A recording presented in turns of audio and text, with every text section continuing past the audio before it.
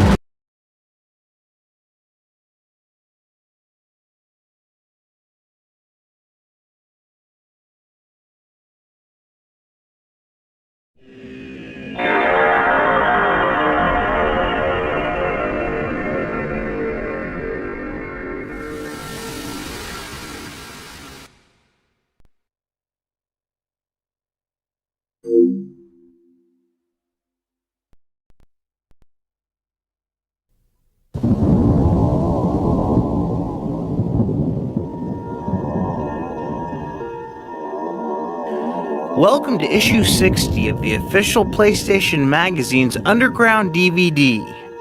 In this issue, see what happens when animation power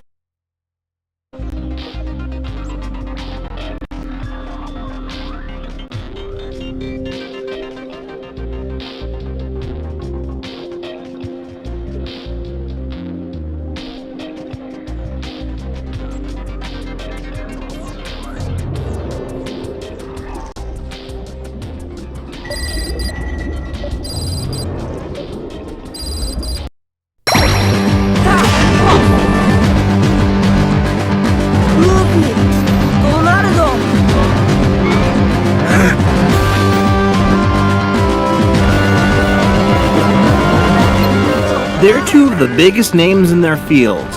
When you think of role-playing games, you think of Square. And when you think of animated films, you think of Disney. So when we heard that they were teaming up to create a new game that combined their strengths, we couldn't wait to find out more. This started out through an elevator ride. So Square's offices are in the same building as our offices in Tokyo. I've heard some people saying Square was the initiator. That story has been circulating around. But that's not quite what happened. Disney initiated it. The offer came to our producer first. When Sakaguchi-san and the Disney producer were talking about vague production ideas for this project, I happened to run into them and heard about it. So I told them that I might have some good ideas. So we started talking about ideas about a Mickey RPG or other types of things, and ideas started flying around. So when we finally got to an idea that we all agreed with, we said, hey, this is great, let's go. And then Square put their, as usual, incredible resources against the title and came out with magic, I think.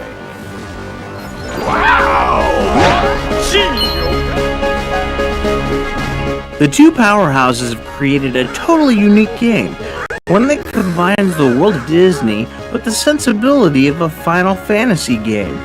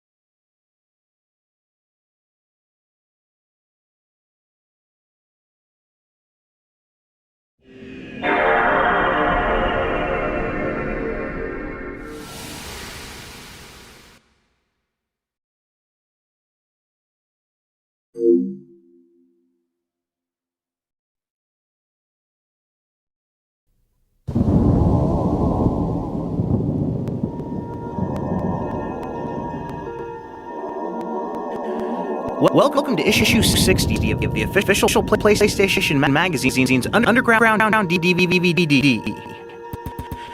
And this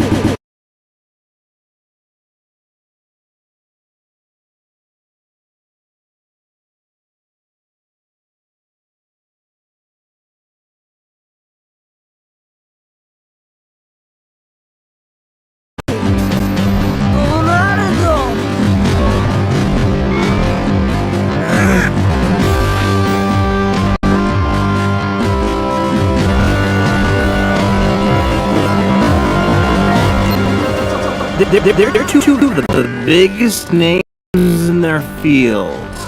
When you think of role-playing games, you think of Square. And when you think of animated films, you think of Disney. So when we heard that they were up to create a new game that combined their strength, we couldn't wait to find out more. This started out through an elevator ride. So, Square's offices are in the same building as our offices in Tokyo.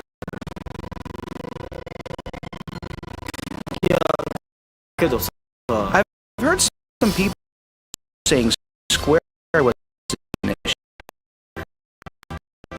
That story has been circulating around. But that's not quite what happened. Disney initiated.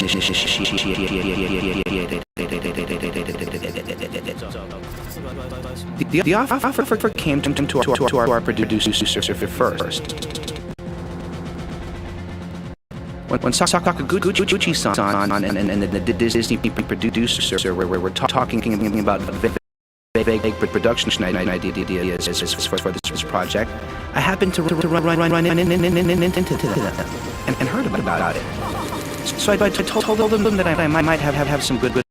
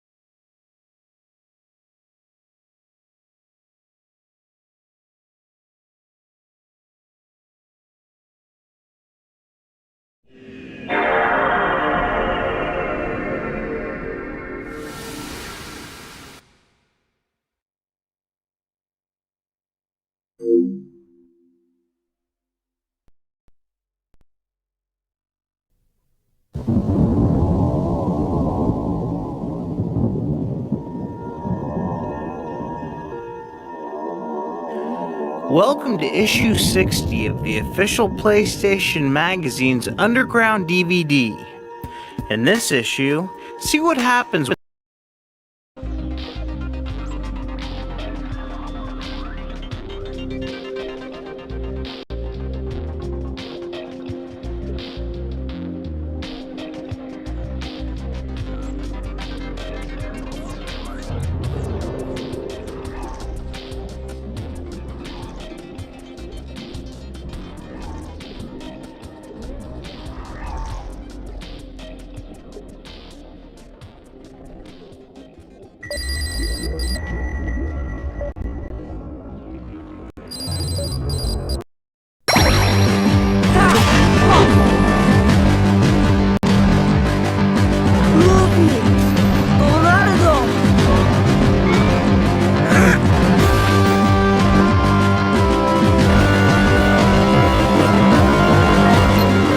they're two of the biggest names in their fields. When you think of role-playing games, you think of Square. And when you think of animated films, you think of Disney. So when we heard that they were teaming up to create a new game that combined their strengths, we couldn't wait to find out more. This started out through an elevator ride. So, Square's offices are in the same building as our offices in Tokyo. I've heard some people saying Square was the initiator. That story has been circulating around. But that's not quite what happened. Disney initiated it. The offer came to our producer first. When Sakaguchi-san and the Disney producer were talking about vague production ideas for this project, I happened to run into them and heard about it. So I told them that I might have some good ideas. So we started talking about ideas about a Mickey RPG or other types of things, and ideas started flying around. So when we finally got to an idea that we all agreed with, we said, hey, this is great, let's go. And then Square put their, as usual, incredible resources against the title and came out with magic, I think.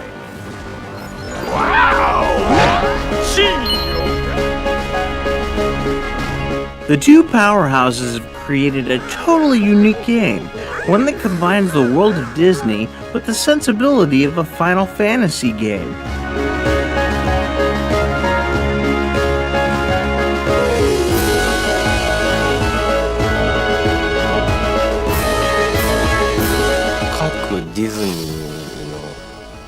Disney movies each have their own unique world, such as Aladdin, The Little Mermaid, Tarzan, and so on. The world of Kingdom Hearts combines those Disney worlds together into one world, as well as some new worlds. If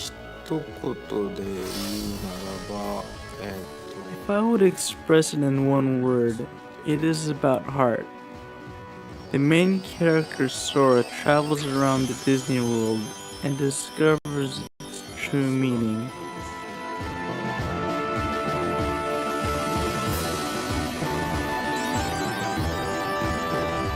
Kingdom Hearts is about a character named Sora who lives on a little island and is always aspiring to go out and be an adventurer and see the world and do all kinds of wonderful things. And he does this with two friends of his, Riku and Kairi. And they sit around and talk about how great it would be to adventure out.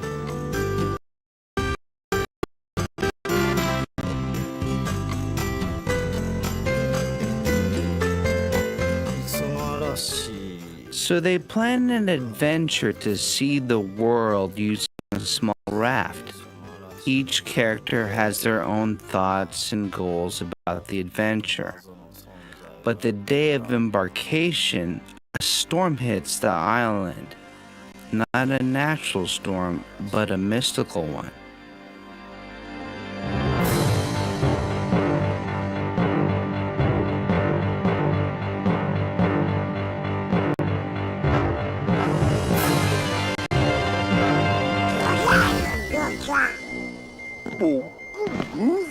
And that's when he becomes involved with Donald and Goofy, who are in the Disney universe, both the magician and the court guard. And they're off to find their King Mickey, who has disappeared. No one knows where he is.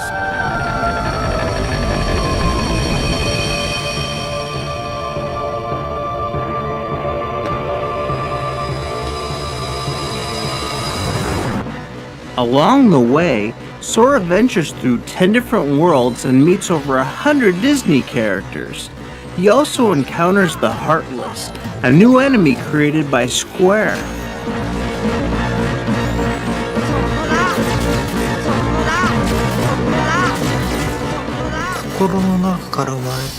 The Heartless are shadows that were originally born from the dark side of the heart.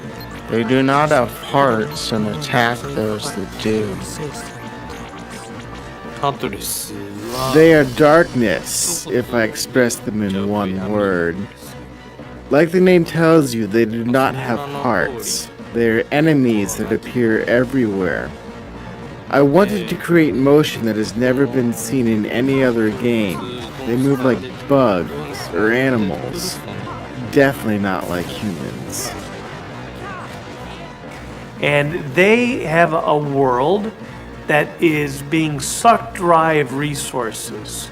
So they get smart and they try to suck the resources, the magic and the happiness and the goodness from the Disney worlds. So Sora and our adventurers, Donald and Goofy, go off in order to defeat the Heartless, bring equilibrium back to the universe, and happiness and magic will forever live on. ピンクのことを見捨てなかった。その君を。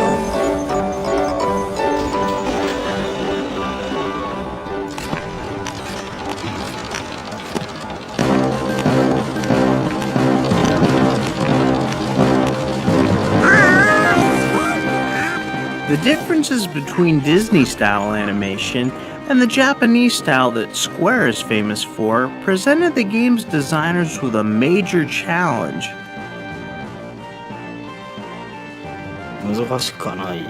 Prior to actually getting into the production process, I had told Disney that I would not intentionally alter any of the new Square character designs, just for them to fit into the world of Disney.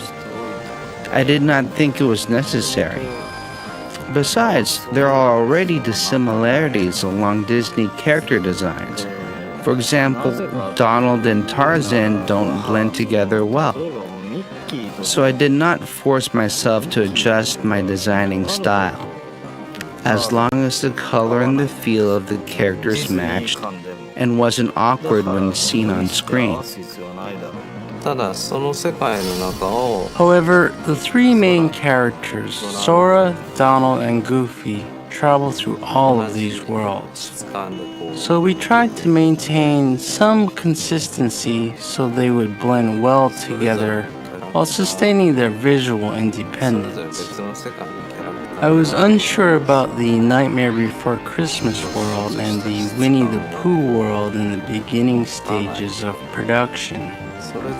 They are both so distinct that I thought of changing the styles of the three main characters as well.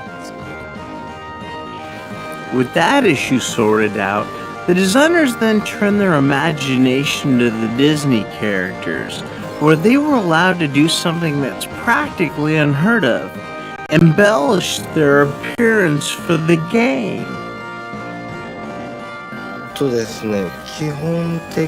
We received a set of guidelines beforehand, but they asked us not to add anything that did not originally appear in the Disney cartoons. Tarzan carries a spear in the original movie, so that was no problem. Donald was allowed to carry a stick, and Goofy has a shield, but they did not permit us to let them carry swords or anything like that. We suggested the change of costume. Our director, Nomura-san, drew image illustrations for Donald and Goofy in the Little Mermaid world, and we discussed the designs with Disney, who approved them. Other costumes were drawn based on rough sketches by Disney. Nightmare Before Christmas world is not an ordinary Disney world, so the key was how well we could blend Disney characters such as Donald and Goofy into this particular world.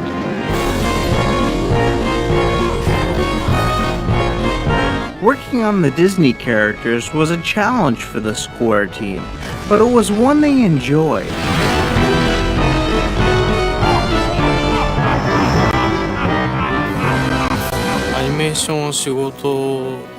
We animators consider Disney an inventor of film animation. Disney is the original animation company and is always in everyone's mind. I am proud of myself, accomplishing our job and also being part of a Disney project.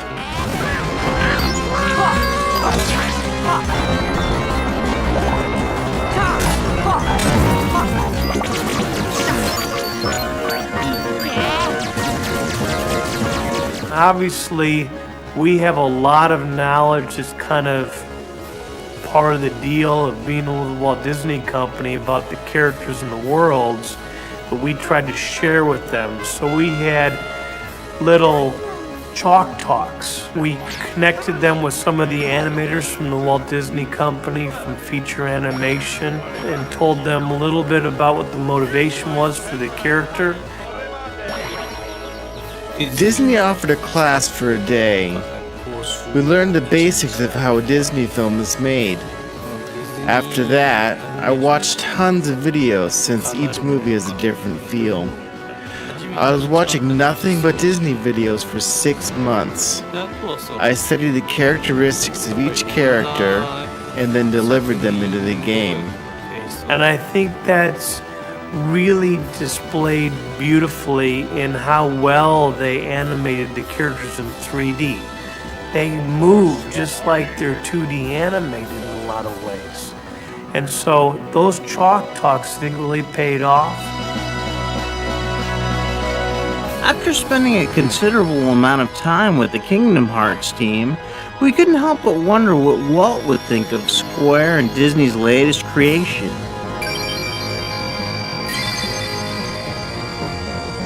I would only hope that Walt and everyone else that were involved in the Walt Disney Company for all those years and created such a wonderful legacy would be proud and really excited about how innovatively this product will go out there and how creatively it pushes the limits. Be sure to check back next month as we take a closer look at the gameplay of Kingdom Hearts.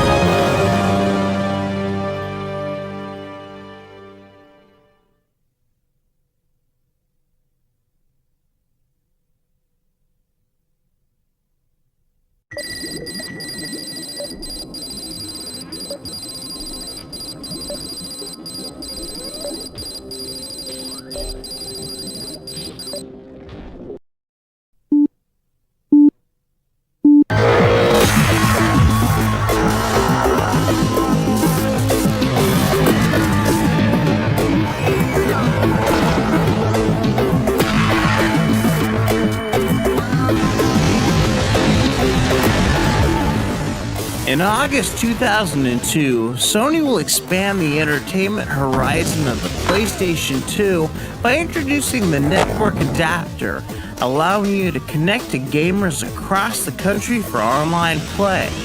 And if you're anything like us, you want to know all about it. So we thought we'd ask the folks at Sony a few questions.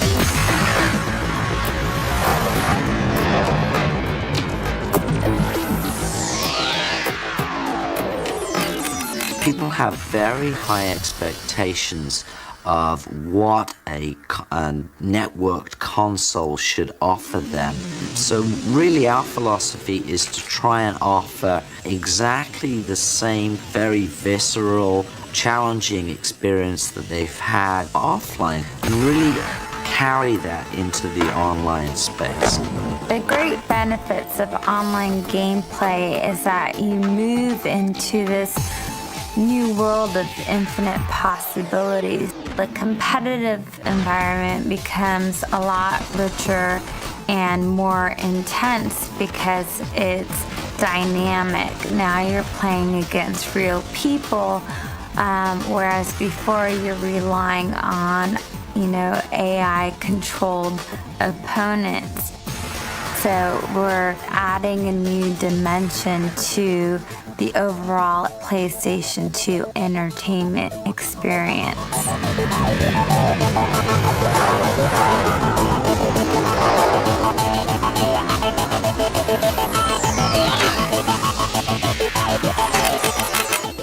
No one has really offered before a one-stop solution for people to have internet connectivity in their games with a single device.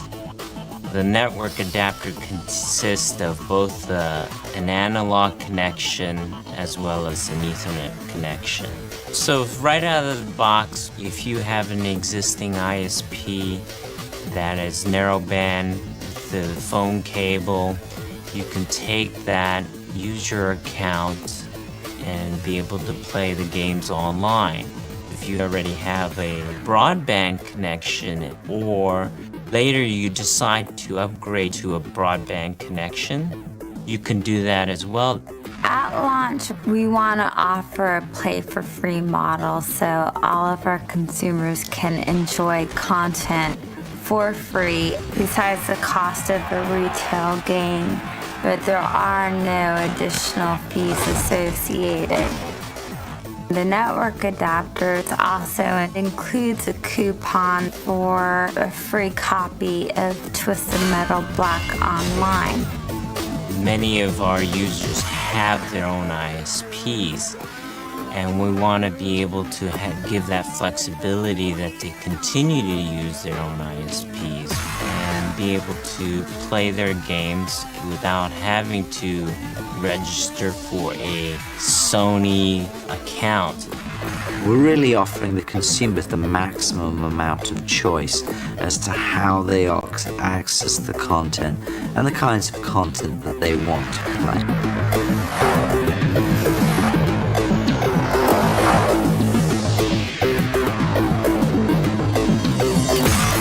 If a consumer wants to join an online game, all they need is the game itself. Once you connect to the internet using your PlayStation 2, you will go to a lobby that's individual to that particular game.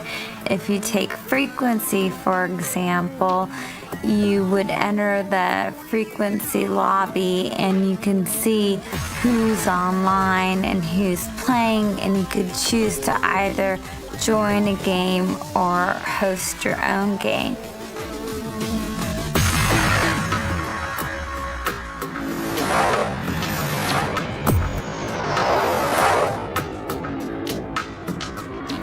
Launch, the games that Sony will have available are Twisted Metal Black Online, SOCOM, US Navy SEALs, and Frequency.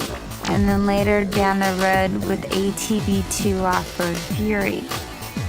We've received great third-party support, including Sierra's Tribes Aerial Assault, a first-person shooter from IDOS called Time Splitters, the famed franchise from Activision, Tony Hawk Pro Skater 4, and we're especially pleased that we have the online console exclusive of Madden NFL 2003. You can check the demo out on the startup disc or see the full retail version close to the launch of the network adapter.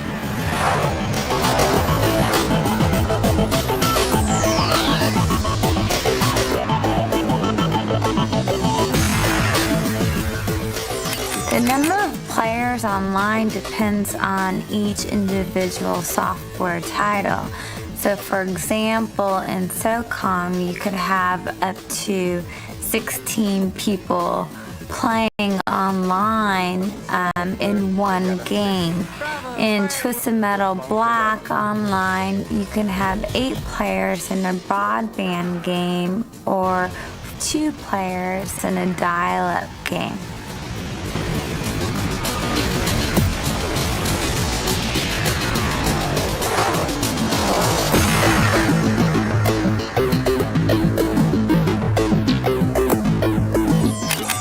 Of course, a very important feature is text chat, but we also have voice chat, being able to communicate with the other player that's sitting in another state by voice. Hey, Newt, don't cross the water. You won't make it across. Oh! Dead man walking. Hopefully in the future we'll have video chat as well. The developers are looking into being able to download a new level of games and new characters. Just think about having an extra special level that you only can get it online.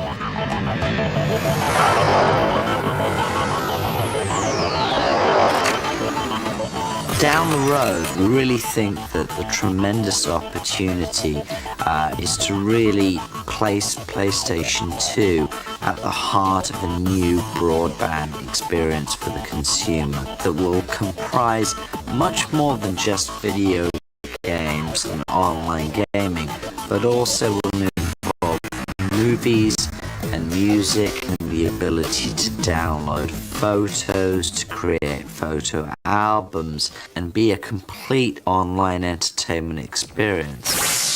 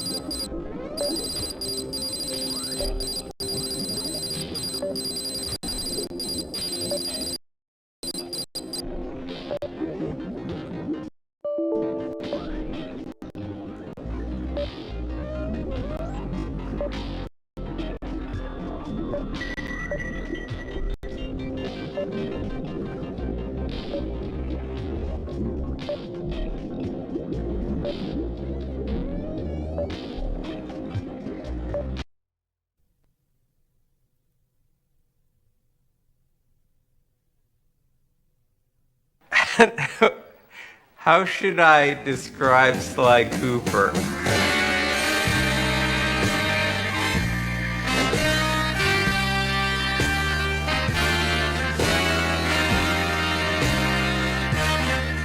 He's charismatic, Suave, debonair, cool, adventurous. Sly Cooper is charming thievery.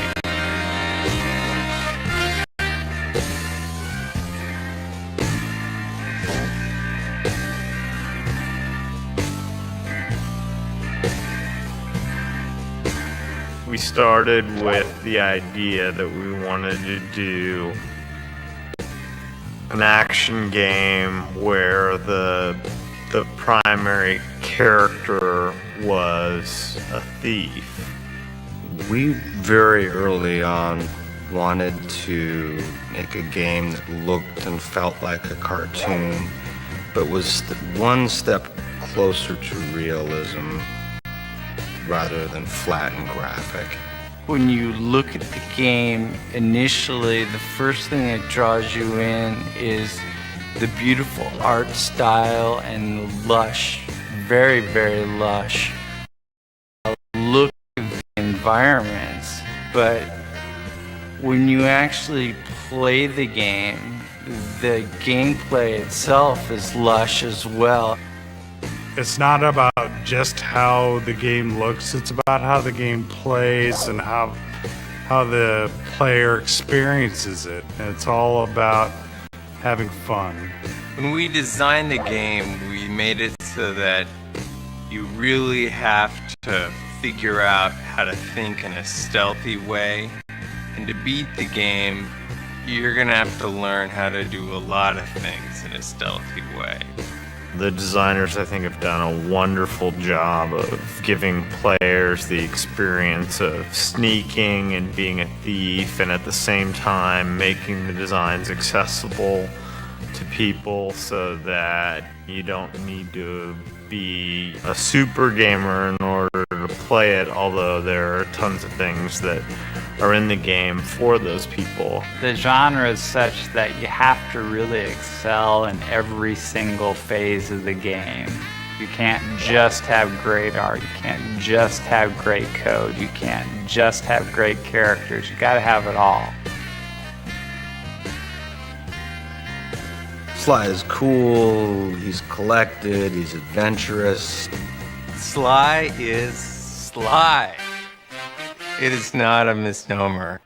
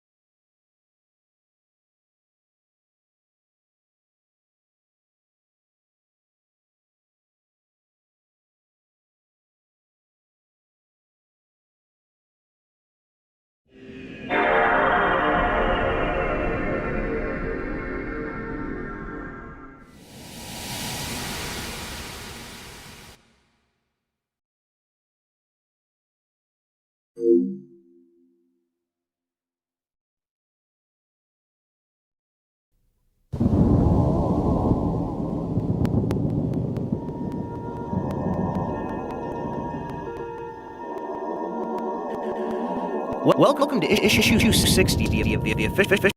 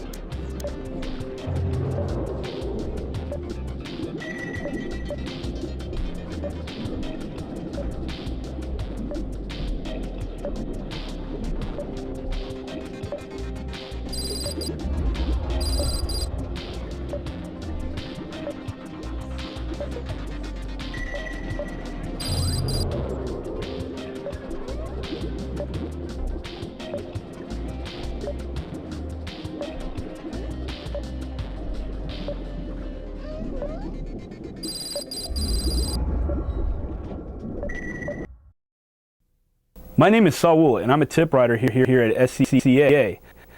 Today I'm going to show you a cool move for the game Monsters Inc. for the PlayStation.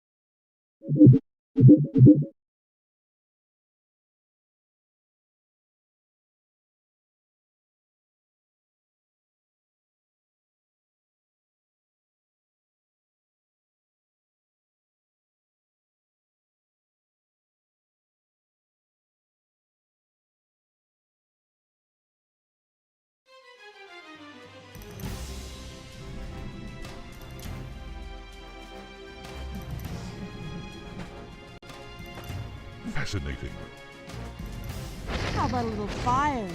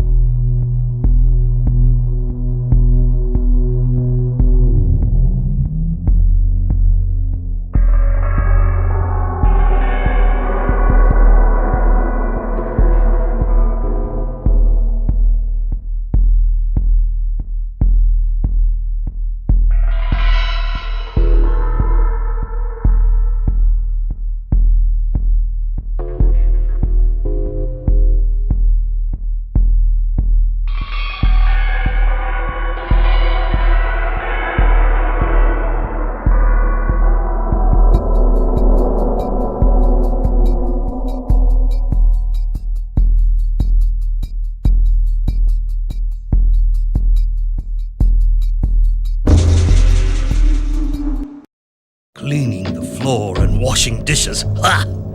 This was not the kind of work my master was looking for. He was young and in search of adventure, freeing the land from murderous bandits. Now that was a job worthy of a warrior. He left that same day, his sword strapped to his back. Kuzo, his spirit guide, scouting the path ahead. The bandits had been terrorizing the local roads for months now. Rao had heard that they were camped out in some local ruins. He had also heard that they were many in number and skilled as swordsmen. Good. My master did not want this to be too easy.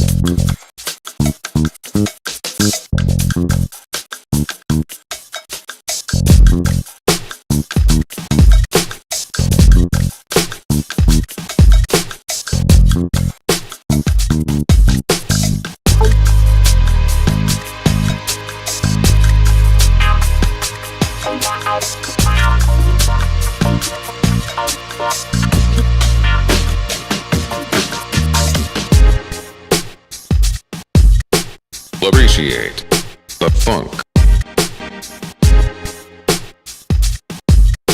Appreciate the funk. Appreciate the funk. Appreciate the funk.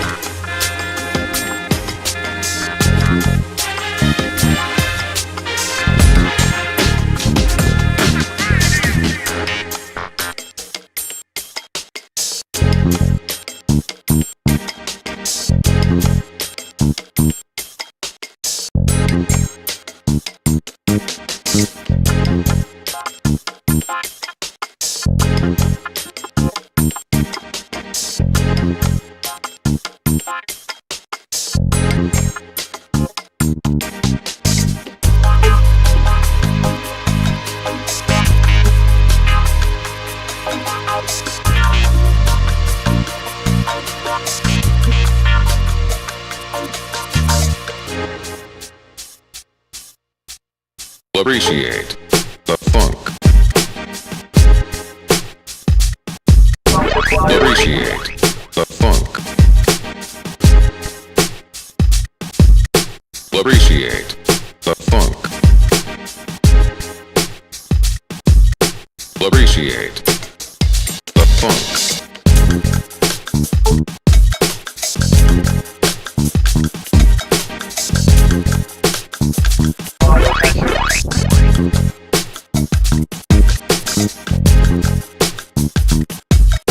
Appreciate the funk.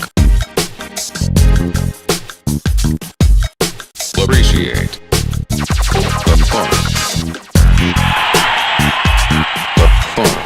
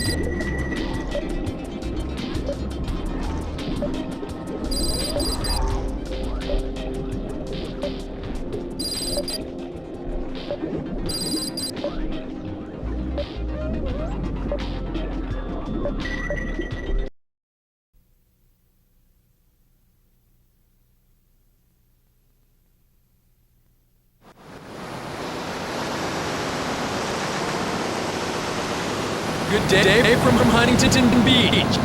The waves today are head high with an occasional 6-footer coming in. Choppy with a lot of sections out front. The water is cold. The tide is high.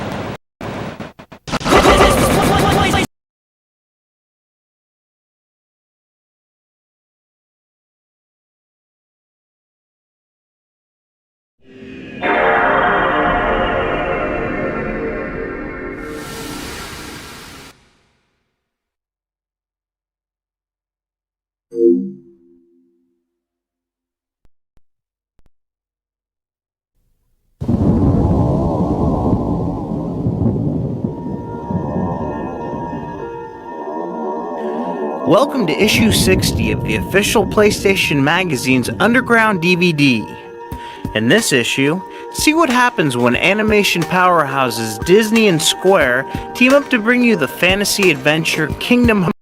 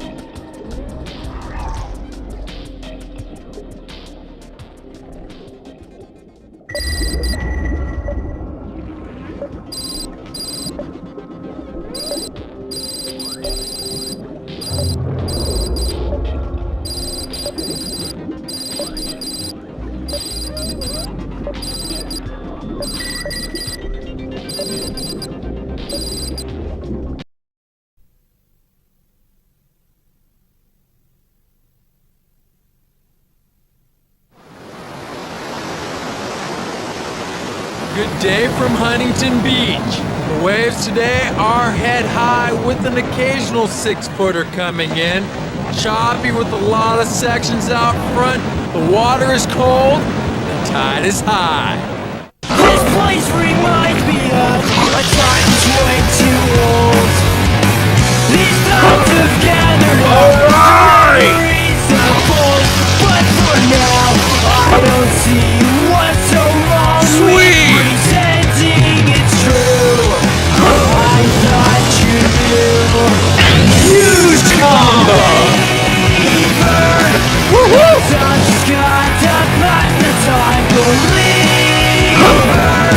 It's over there, she's past the prime, believer. It's just got to keep things right, believer. It's all she's got, it's all she's got. It's all she's got.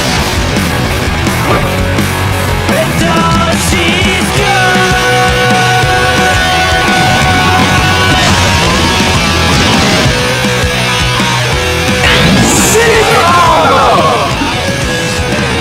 These days keep getting worse. I'm wasting all my time. Killer wave, girl! I jumped first. Instead I fell behind. I don't know. You're hot. I'll give you a ride. Keep this up too long. It seems all every time. My motives are all wrong. Shroud! I don't see what That's gotta hurt. Pretending it's true. I thought you Epic combo. Believer. It's all she's got to keep things right. Believer. It's all she's got. It's all she's got.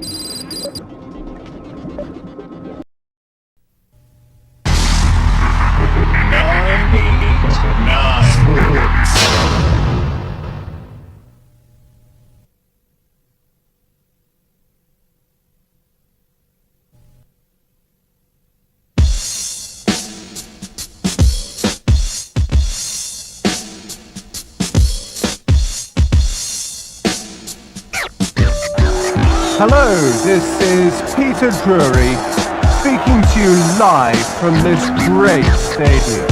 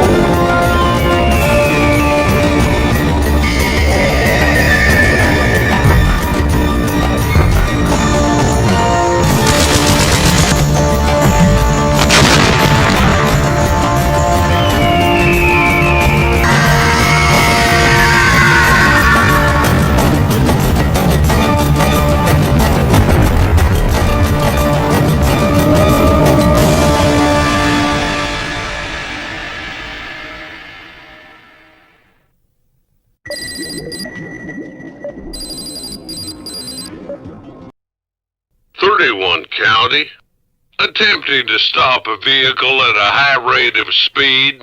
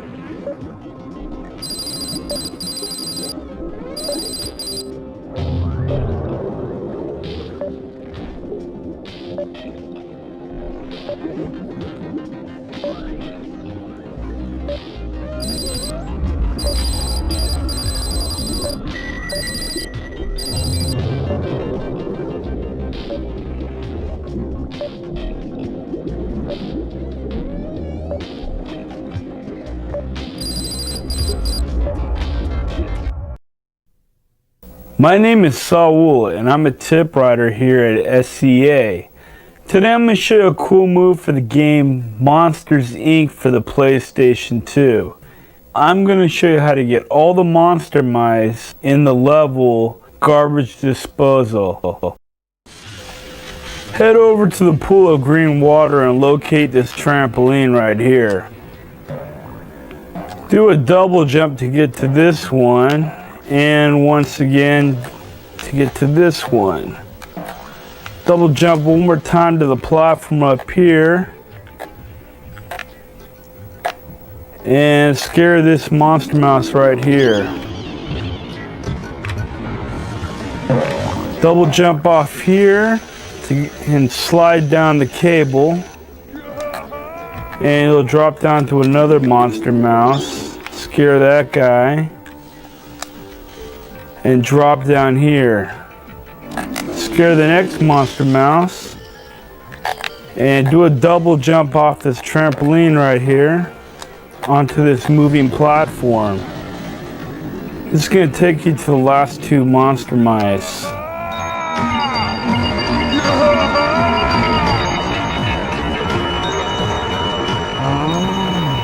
Scare this guy and scare this guy, and there you go.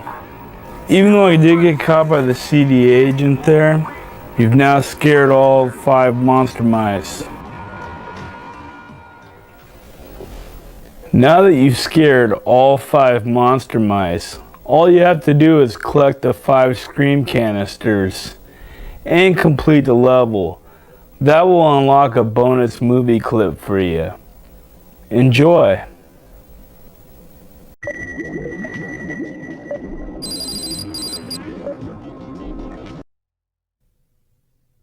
My name is Anthony Bellin and I work for SCEA. I'm going to be showing you a cool move from Metal Gear Solid 2 Sons of Liberty. There's a cute little Easter egg where if you get through the game fast enough, you'll see the Marines in their underwear.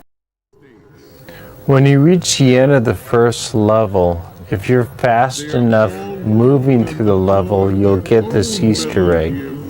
Snake is going to start off on this raised platform and you'll need to climb them down these ladders to get you to the floor where the Marines are going to be. You got to be very quiet to get through here quickly. Once you reach the floor, you're going to come across at least 3 guards that you need to take out in each room. Go into first-person perspective and take out the guard. Quickest way to get rid of the guards is to use your dart gun. And you also will need to sneak past the projectors without being seen.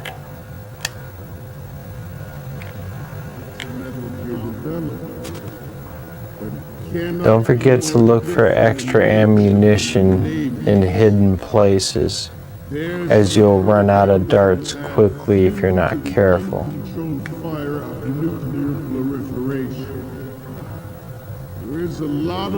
Be sure that when you're walking across the metal plates positioned behind these platforms that you walk very slowly. If not, the guards will hear you. But this project is vital to the Marine Corps. Watch out for this next guard coming up. If you shoot an enemy in the neck with your dart gun, it'll drop them faster. This weapon will render all of the Metal Gears obsolete.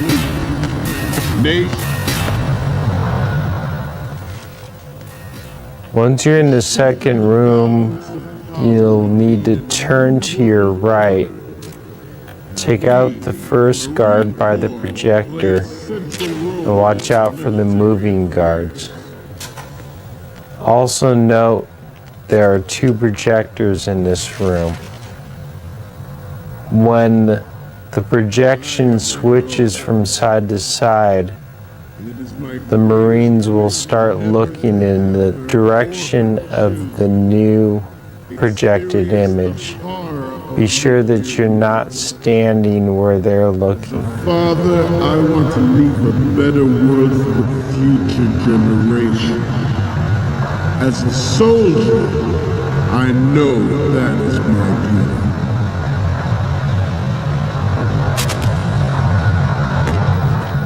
duty. Each guard has a very set route when they're walking their perimeter.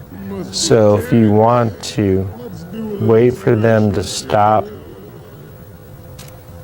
and then take them out. Left.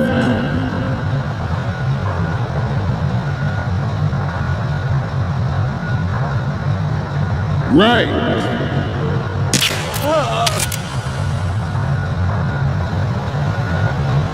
Down.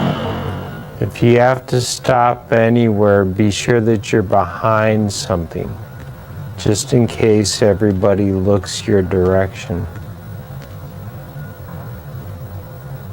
If you get through this room fast enough, without being seen, the next cutscene that will play, the Marines will be standing in their underwear. In the end of the 20th century. Projected to completion in 2005. However, the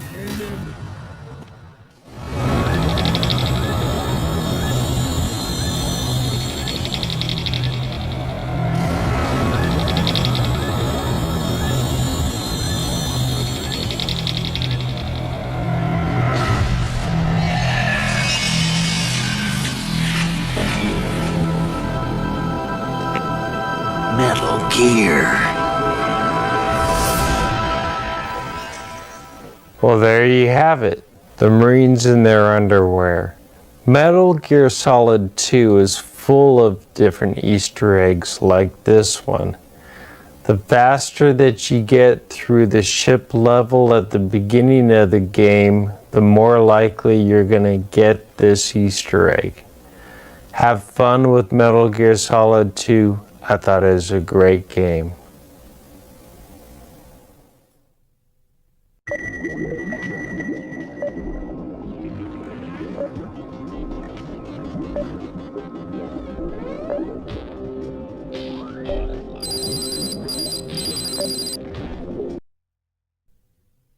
My name is Anthony Bellin and I work here at Sony. I'm going to be showing you a cool move for Drakan.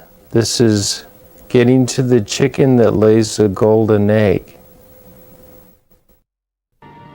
Best time to go after the chicken that lays the golden egg is right after you complete Shadowmire. At this point you'll have Arok in the game. What you'll need to do is mount Arok, get him into the air, and fly southwest past Jade's Tower through this outcropping of rocks over here toward this island in the middle. Once you get past the first raised area, turn Arok around and land him.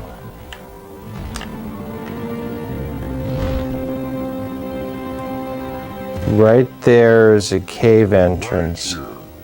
The chicken is inside of the cave.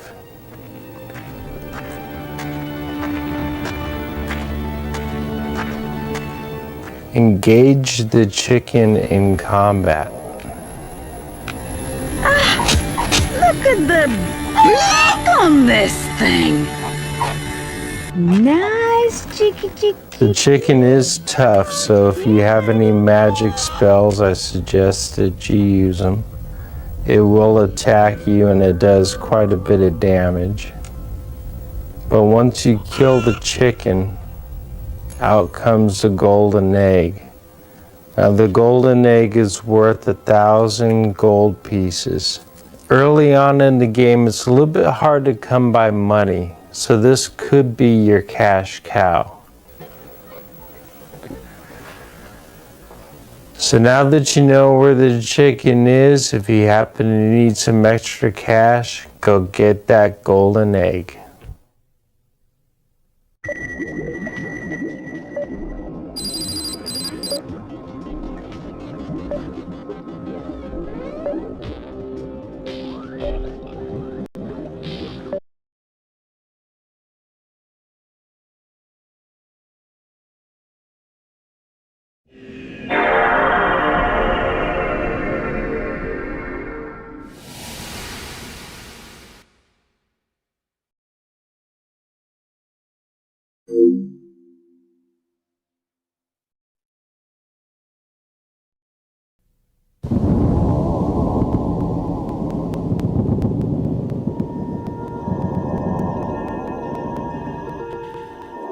Welcome to issue 661 of the official PlayStation 2 demo disc.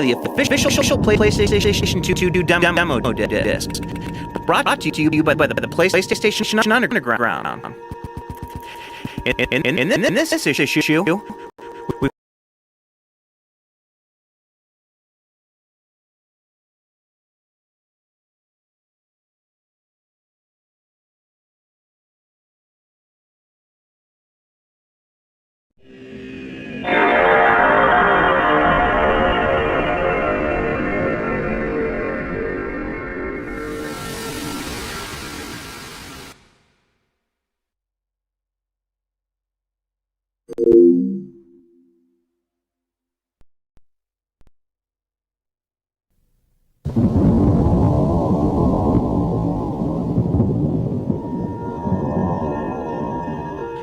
welcome to issue 61 of the official PlayStation 2 demo disc, brought to you by the PlayStation Underground.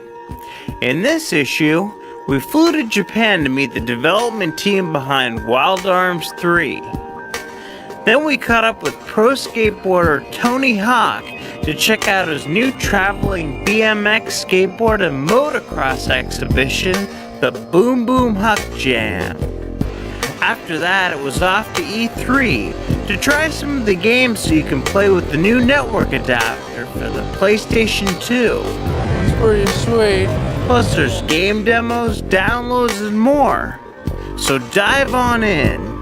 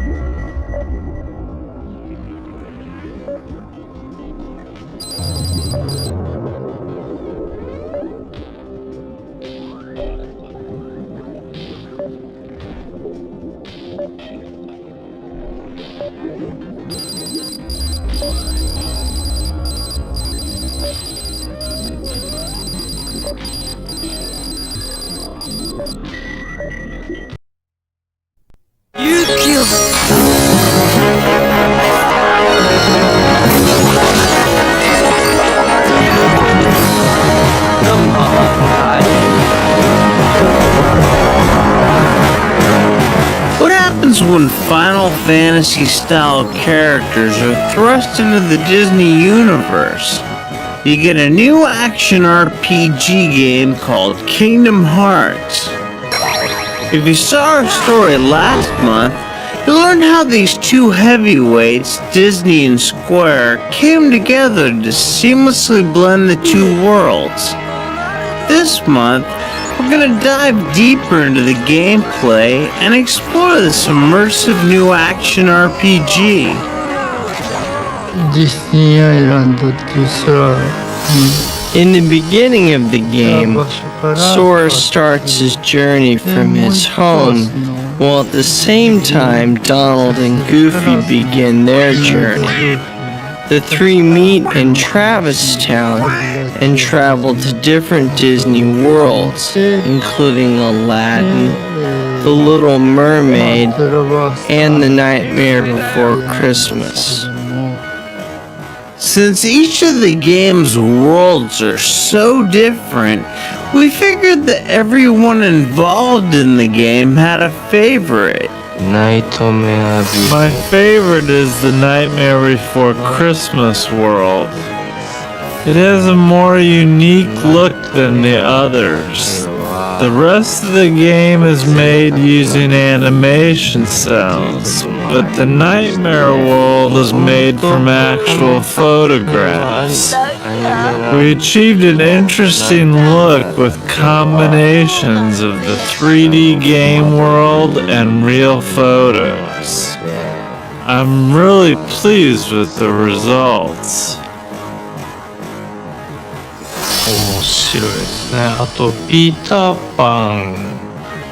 I think that Peter Pan and Aladdin worlds are very interesting. Especially the mothership fight in the Peter Pan world.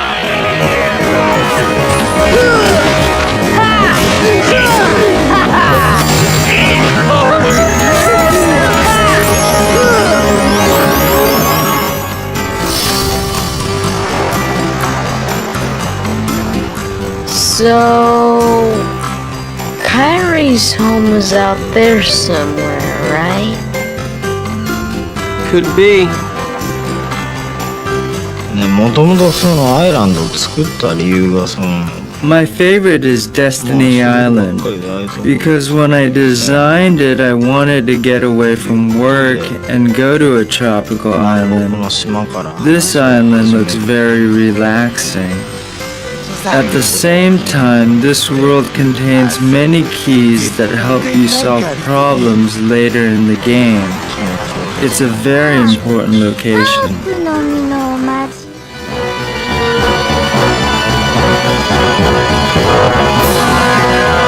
To help him make his way through all of these amazing worlds, Sora carries a unique weapon.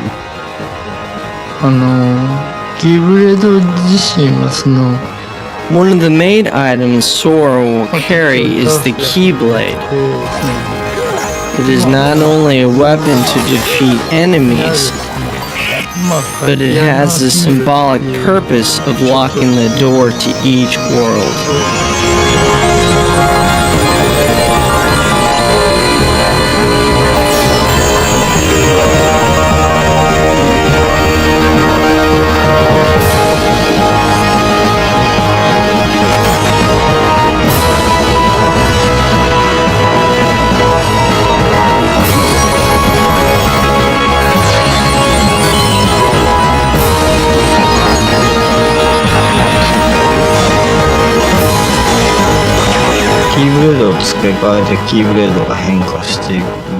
The Keyblade's appearance and abilities change depending on what kind of chain is attached.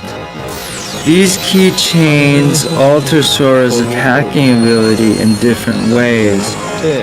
For example, one of them will raise Sora's attacking ability, while at the same time drastically reducing his magic points.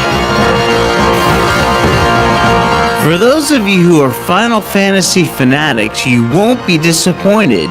Even though Kingdom Hearts is not a traditional RPG, gamers will definitely recognize several elements from the famed RPG series. Well, since the core staff of this game has worked on Final Fantasy games in the past, we thought it was about time we try something different. I like RPGs because they are the type of game that players get deeply involved in. Sometimes RPGs have a hard time including action elements into the game. So we incorporated lots of action into Kingdom Hearts to the point where some may call it an action game. Like Final Fantasy, this game also has experience points. The difference is that you can earn experience points during battles, whereas you earn them after you finish each battle in Final Fantasy. For example, if you dodge an enemy's attack, you earn a point. As your character's experience points go up, your character becomes stronger. Since action is heavily incorporated into this game, a skilled action game player may move up to different stages without having a substantial amount of experience points normally needed to move up. Some characters from the Final Fantasy series that will appear are Tidus, Wakka, Sophie, Yuffie, Cid, Mog, Squall, Cloud, and Aeris.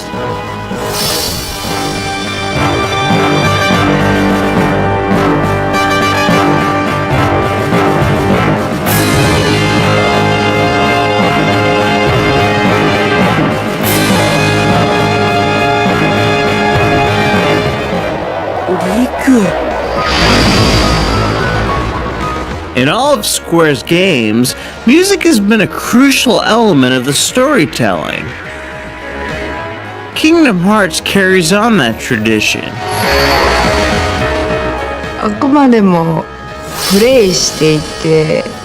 I tried not to use any music that already exists. My concern was to compose music that flows nicely and matches the mood. I did use some original Disney music, but tried to blend it well so that listeners would not feel awkward when my original music is mixed in. Anyway, my main concern is the flow of the music. There are 76 tracks, which is more than usual. I usually use 50 to 60 tracks. We used a full 100-piece orchestra to record the theme song.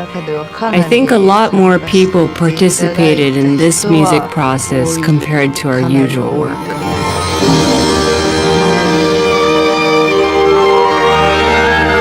As Sora travels through the worlds of Kingdom Hearts, he makes use of a ship that's not like anything you've seen before. After finishing a world, the characters get a saving point where there are entrances and exits to each world, and the characters can cross the space between worlds in the Gummy Ship. The Gummy Ship is owned by King Mickey, and Chip and Dale are the engineers who lend the ship to Donald and Goofy to use on their quest. Sora joins them and is allowed to fly on this ship. The Gummy Ship is not only a vehicle, but also a way to obtain items. Users can customize the shape and type of the ship to whatever they choose. By using the Gummy Ship, Sora and his crew members travel freely between different worlds. Because each gummy block comes with different features such as an engine or a laser, the ship's capabilities change as you add or remove different blocks. While we had the chance, we had to ask if the developers at Square had any hints to help us through Kingdom Hearts. People just asked me questions about Aladdin yesterday, like, where should I go, or I can't open one of the doors, etc. There are always hints hidden somewhere in the game. I personally don't like including conversation that is totally irrelevant to the story or interrupts the flow of the game. Unlike many other RPGs which let you obtain information from the same character over and over, you need to concentrate on listening to each and every word any character says in this game. Otherwise, you may miss very important hints and get yourself in deep trouble. Yesterday, I told the person who was looking for hints in Aladdin to remember what other characters were saying. Then he seemed to understand. In a game this deep, you'll have to keep your eyes and ears open. But if you do, you'll experience a game that's like nothing that's come before it, bringing together two amazing companies to tell one amazing story. It's Kingdom Hearts, and it's available now only for the PlayStation 2.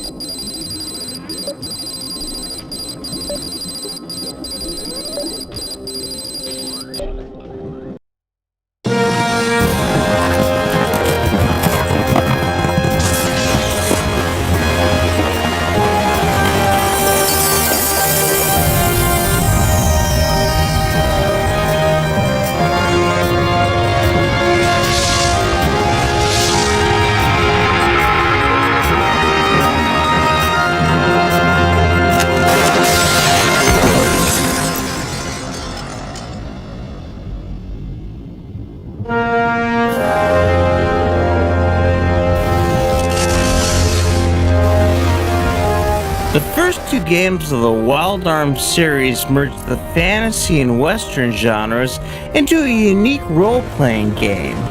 For the third installment, the developers at MediaVision create an entire western frontier world full of bandits and hired guns, as well as some more magical creatures, behind which looms a monumental mystery that only you can solve.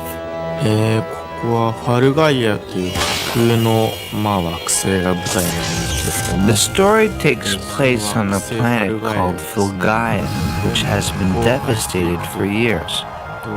A long time ago, a civilization with advanced technology inhabited this planet, but now it's desolate and barren, with no trees or water. The inhabitants of Filgaia, including the main character, do not know that in the past there used to be water and trees, but that one event caused the planet to die. The story begins as the main characters research the history of their dead planet and discover how beautiful it was previously.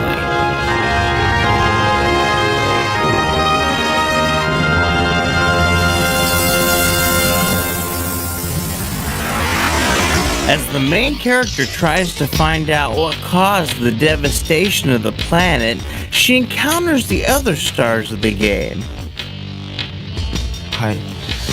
In the prologue, the main character, Virginia, takes her father's gun to fight against demons that attack her village.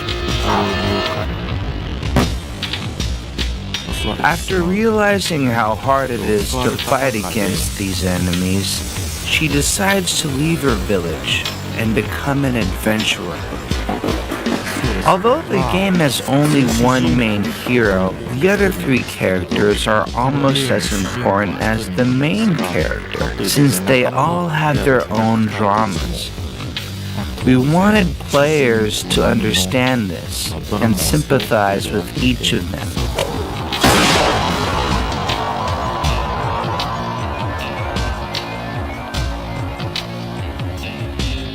Wild Arms 3 also brings a never-before-seen graphic style to the PlayStation 2. やっぱりまあ作り始めた When production on Wild Arms 3 began, the cell shading style was already applied to many games. So we wanted to use a different style. 今回我々の We apply tone shading, which is a general term, and draw the characters' outlines to make them look like animation. There are also diagonal lines on the shading part, which change according to the direction of the light, which we use to add texture and create a warm feeling to the graphics, like illustration. Therefore, we call it stroke shading. The PlayStation 2 made it easier for us to achieve this.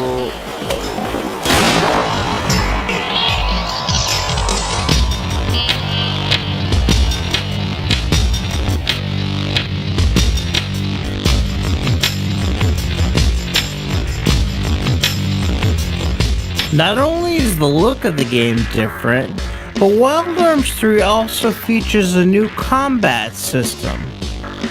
ロールプレイングゲームで The past two games use a typical RPG battle system, in which you make moves, but the opponent does not move at all. It's simple and easy. In Wild Arms 3, the movement is different. Characters and enemies can take action simultaneously.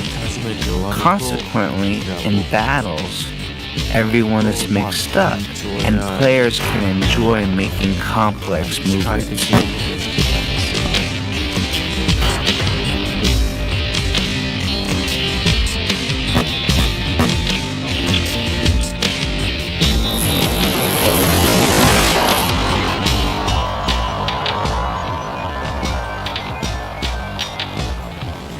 The other half of your combat resources, the magic system, is based on some very Eastern concepts.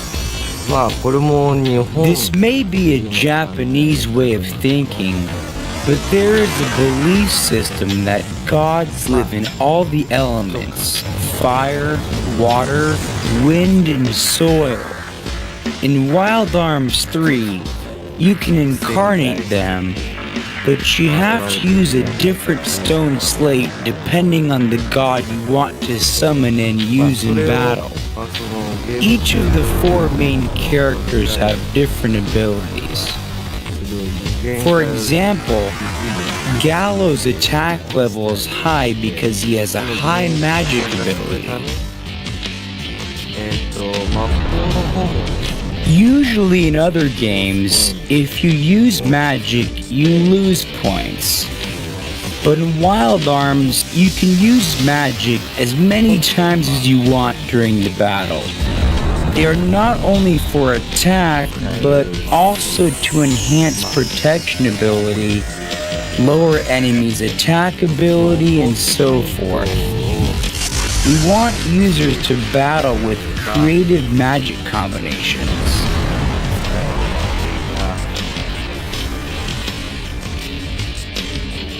As high noon approaches and the guns are drawn, you may not know who is friend or foe, but one thing's for certain, Wild Arms 3 brings the adrenaline rush of the Wild West to a classic immersive RPG world, and when the dust settles, only the strong will be left standing.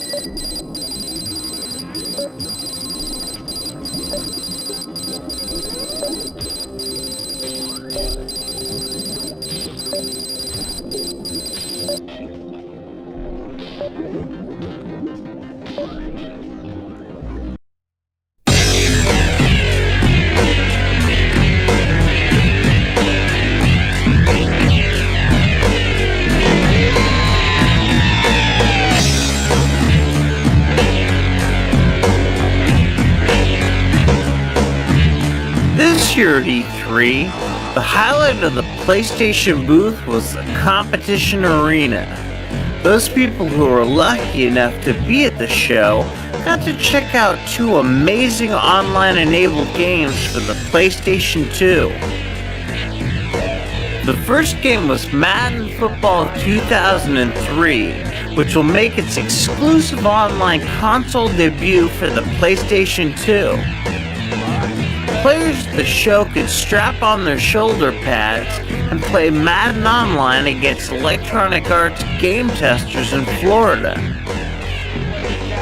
I had a great time, and I have played other teams, and this one is definitely on top. It's just like playing. You got to have the right body English. Basically, I went for the run at first, but it wasn't working, so I went through the air game. Heavy on the defense, it's a key to winning usually. Yeah, you guys are pretty good. Barely won. They held their own, but I took them out in the end. Good job, man. You won yourself a brand new PlayStation, heck. The other game at the competition arena was SOCOM US Navy SEALs. Players faced off in a 4-on-4 terrorist versus SEALs fight, but 2 members of each team were in Foster City, California, 500 miles away from E3. Tight ass game. Excellent. Very realistic. You don't know where anybody is, and all of a sudden they pop out of nowhere, and your heart jumps, and you're Took out one guy. We ended up winning the round, so. we won.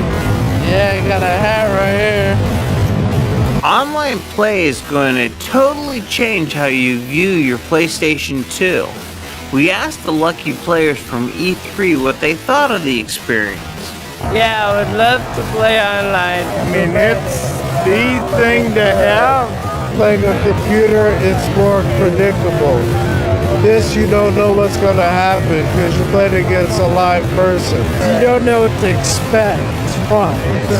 Keeps it fresh. We're going to bring all gamers together and pretty much prove you're the best in the world. With PCs, online gaming has always had its share of glitches. We wondered if the players in the competition arena noticed any problems. No, it was pretty smooth. I liked it. I didn't get any hiccups. Really smooth, graphics were nice, and there was no lag at all. It's pretty sweet. Now that the ability to play online is coming to the PlayStation 2, you'll need to figure out who you want to play against.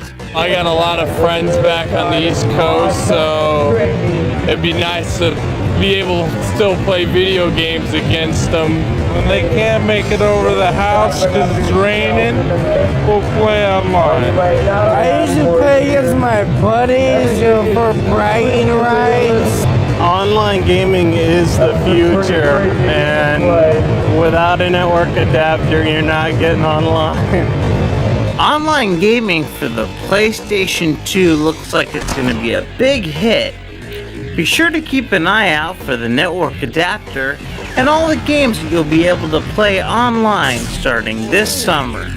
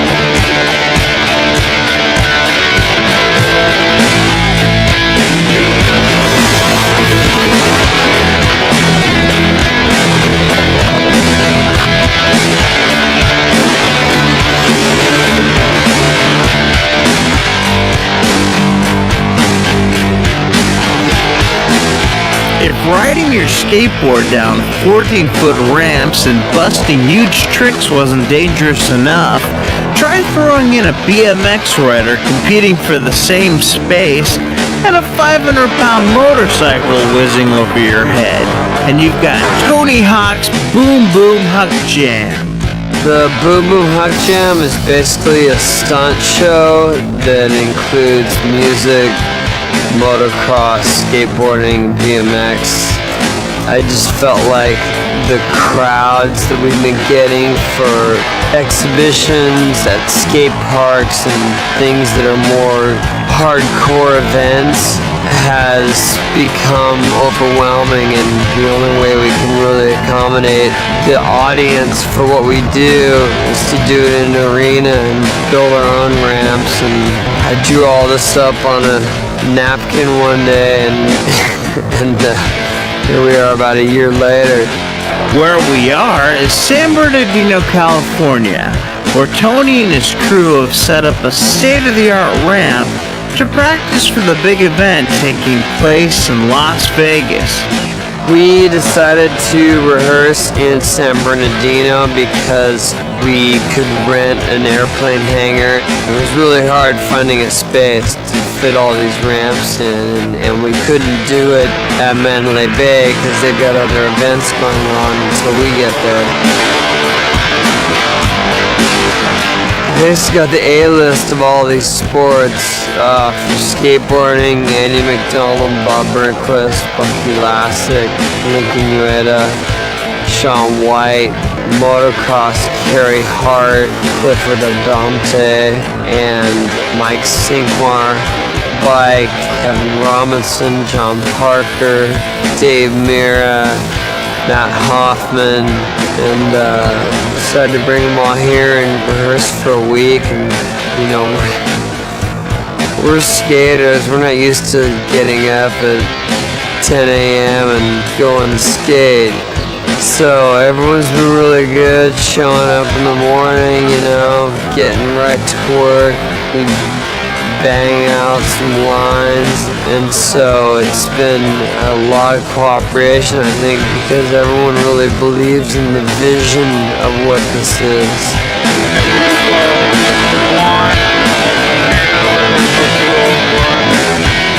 The lineup is amazing. From the bands to the riders, all are incredible.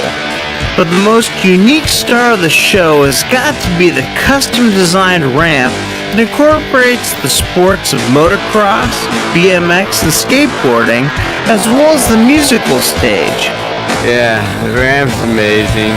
I've ridden a lot of half-pipes over the last 20 years, but I can honestly say I've never ridden a half-pipe quite this sweet.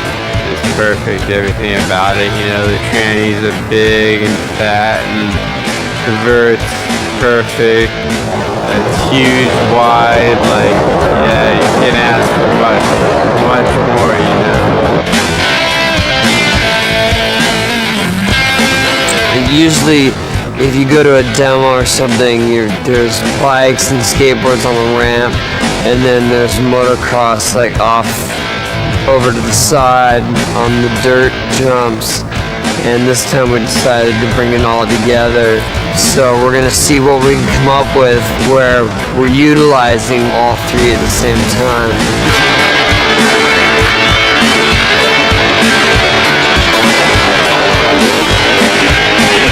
The ramps are 14 feet high. There's two 32-foot wide ramps. There's an 8-foot gap in between, and then the long jump is 30 feet from takeoff to landing.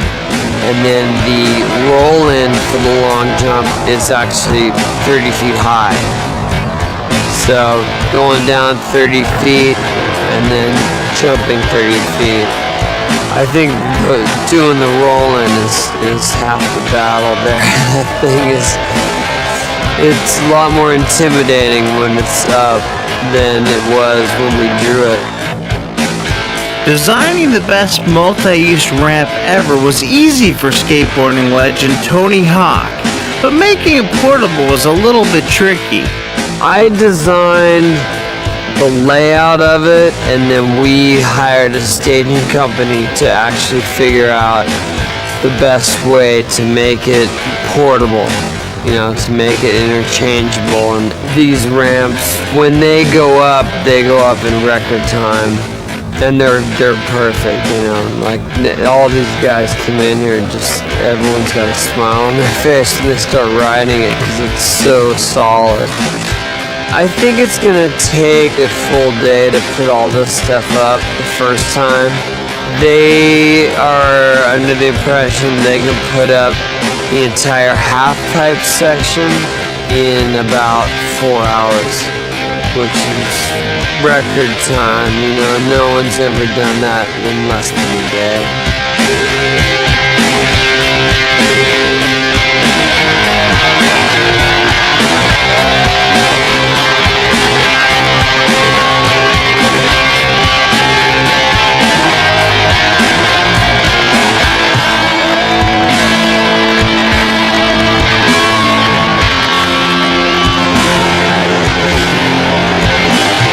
Tony Hawk's Boom Boom Huck Jam will be on a 24-city tour starting this fall. On April 27th, several thousand fans got to check out the preview show at the Mandalay Bay Arena in Las Vegas. Some parts of the show were tightly choreographed, while others were left freeform. And of course, there were lots of surprises. We're working on a 7-minute section, and everything's tight, nothing's spontaneous in that part. But then there's gonna be parts where it's like just free for all, people take turns and try whatever they want to try. We're gonna have like a best trick section of the event, and in that time frame, everyone just tries whatever they want to do. We never really know the tricks we're gonna do until we're right there, but we're gonna do a lot of stuff that involves all of us skating at once, doubles, triples, combining it with bikes and things like that, and we're all working that out right now. So you're gonna see a lot of surprises, as in, suddenly there's two people on the ramp and they're getting really close and they're going over and under each other. And also doing it with motocross as well, motocross will be jumping while we're going, and chaos.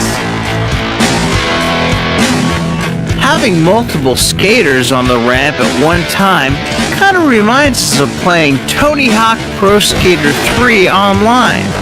I play Tony Hawk's Pro Skater as much as possible so we can try to, work out the kinks. And it's hard to find time to play other games just leisurely, especially I have 3 kids and I can only use that excuse so far that I'm working as I'm playing video games. I wouldn't want to compare it to playing video games. I think there's a lot of the same excitement, but crashing isn't an option. Because if one of us nails the other one, it gets really dangerous. We all know exactly where we need to be, when we need to be there, There's always the risk of falling, but actually running into each other, we just don't even consider that.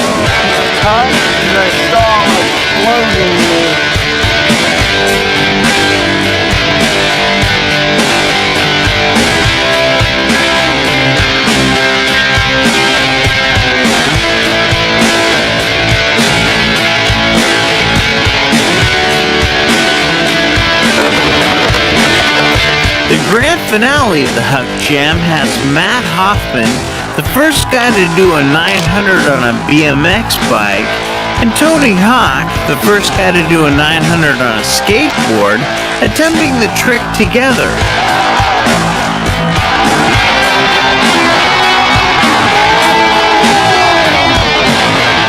Even though Tony and Dave didn't quite land the 900 this time, they'll have plenty more chances this fall.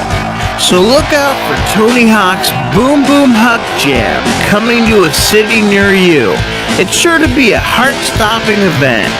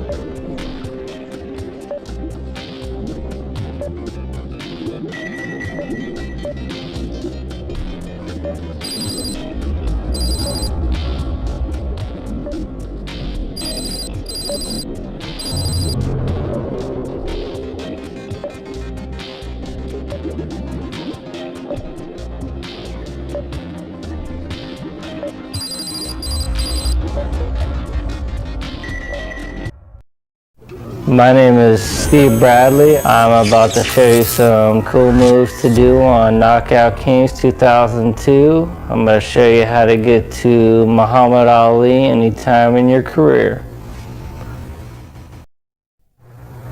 Alright, now when you start your career, it doesn't matter what difficulty level you pick.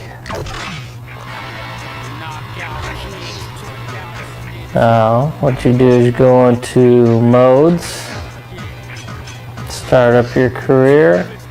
Now you can either create a boxer or select a boxer. I'll just create a boxer.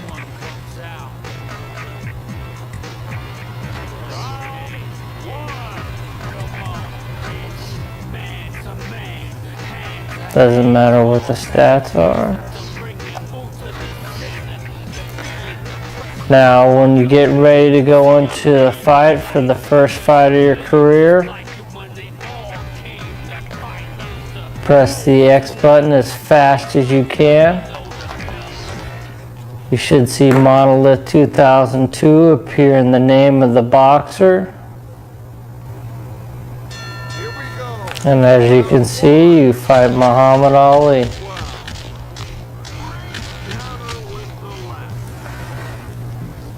Now this doesn't matter where you are in your career or whether you have a custom or selected character. Just as long as you do this process at the initial startup of your system. If you mess up and actually go to a boxer in your career, you need to reset the system and do the process all over again. So if you have a custom character, this really helps build up your stats before you get to the champ. Or if you have a selected character, you can just have some fun. I guess the ultimate goal is to see if you're as good as me and you can beat him at the first fight of your career.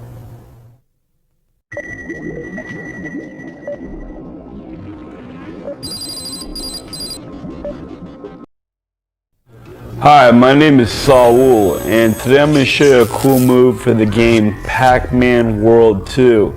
I'm going to show you how to get unlimited lives in the level Butane Pain. Check it out. From the beginning of the level, follow the intended path until you reach the first blue Bedoing.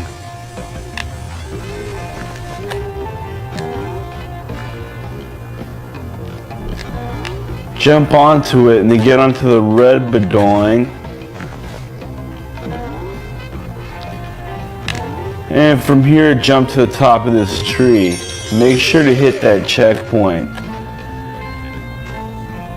Now what you want to do is jump back to the red Bedoing. It's kind of like a blind jump here. And from here, jump back to the blue Bedoing.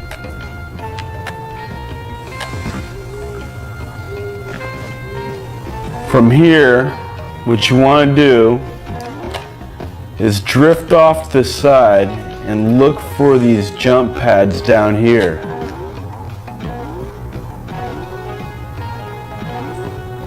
Bounce along the jump pads until you get to the hidden area. Hit the green button and collect all the lives in the area.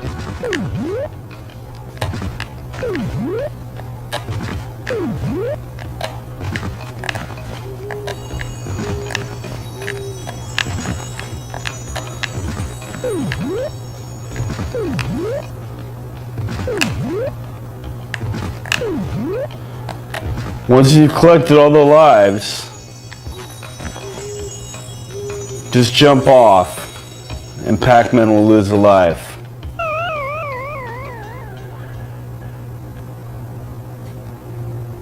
This will take you back to the checkpoint you just got to.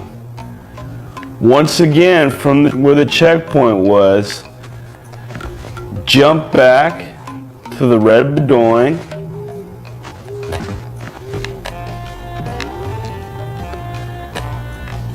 And to the blue Bedoing. And all the way back down to these jump pads.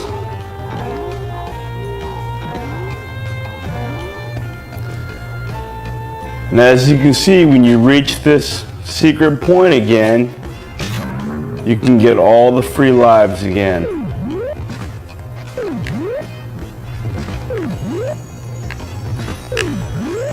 Repeat this process as many times as you want to and collect as many lives as you want.